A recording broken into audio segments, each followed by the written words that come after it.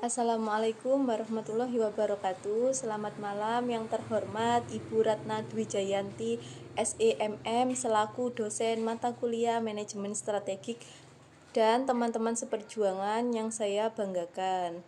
Perkenalkan, saya Indriani Putri Rahmadani selaku moderator yang akan memandu jalannya presentasi dan diskusi kali ini.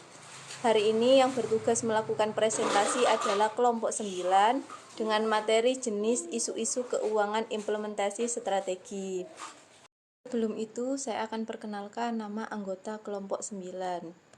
Yang pertama ada Dwi Novitasari dengan NIM 2162057. Saya sendiri Indriani Putri Rahmadani dengan NIM 2162074. Muhammad Renaldi Akbar dengan NIM 2162087, dan yang terakhir Pinky Rizka Nurdiana dengan NIM 2162094. Mari kita buka presentasi ini dengan membaca basmalah.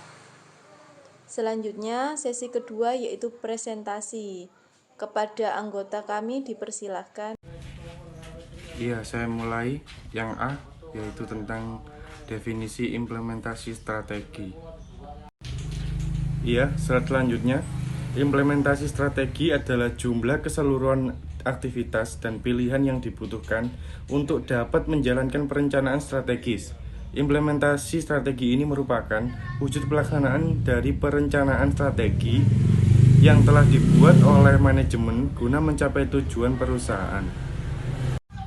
Ya, slide berikutnya. Peletakan strategi pada perencanaan ini meliputi 3 aspek, yaitu program, anggaran, dan prosedur.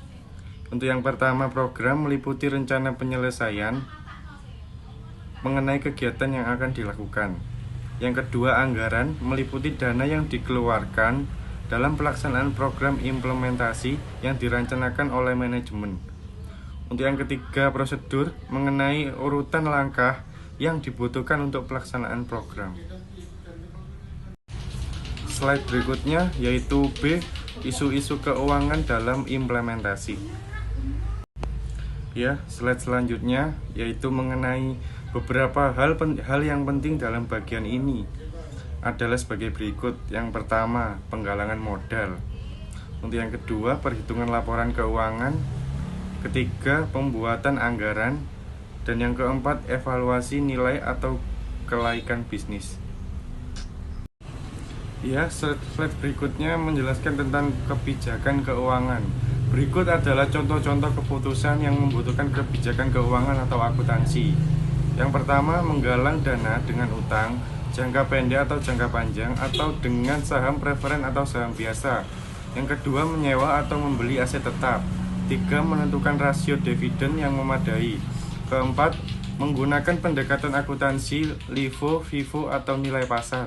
5. Memperpanjang waktu piutang atau tidak. Untuk yang keenam, menentukan diskon rate atas arus kas. Yang ketujuh, menentukan jumlah kas yang harus dipertahankan. Slide selanjutnya akan dibacakan oleh rekan saya. Isu-isu keuangan dalam implementasi strategi. Yang pertama, penggalangan modal. Penggalangan modal menjadi penting karena penerapan strategi yang berhasil seringkali membutuhkan tambahan modal. Sumber-sumber modal bagi perusahaan adalah yang pertama, hutang, kedua ekuitas, ketiga laba bersih, keempat penjualan aset, kelima penjualan saham, keenam perusahaan harus jeli dalam menentukan rasio hutang dan ekuitas dalam struktur modalnya agar penerapan strategi berjalan dengan baik. Yang kedua, proyeksi laporan keuangan. Proyeksi analis laporan keuangan adalah teknik strategi implementasi sentral yang memungkinkan organisasi untuk mengevaluasi hasil dari tindakan perusahaan. Jenis analisis ini dapat digunakan untuk meramalkan dampak pelaksanaan keputusan perusahaan. Sebuah proyeksi laporan laba rugi dan neraca memungkinkan organisasi untuk menghitung rasio proyeksi keuangan dalam berbagai skenario dalam strategi implementasi.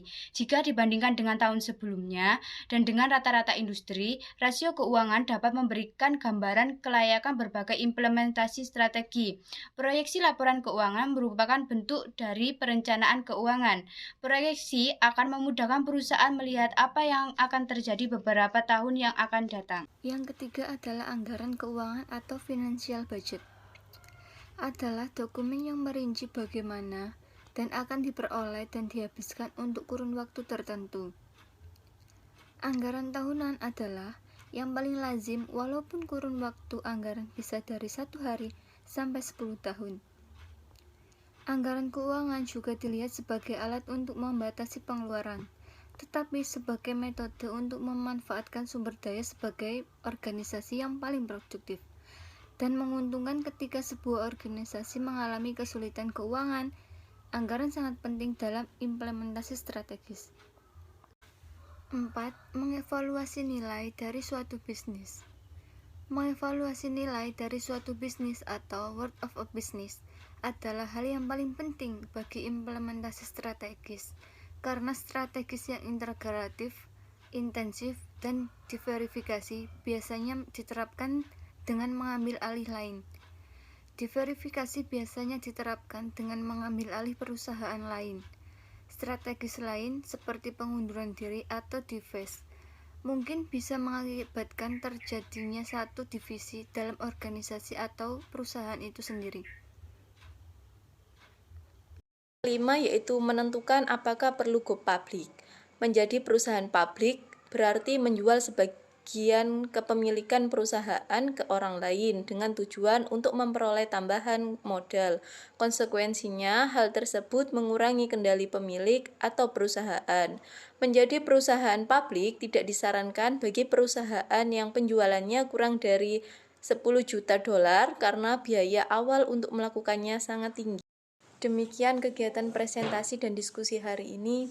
Saya selaku moderator meminta maaf atas kesalahan. Mari tutup kegiatan hari ini dengan membaca hamdalah. Wabillahi taufiq wal hidayah. Wassalamualaikum warahmatullahi wabarakatuh.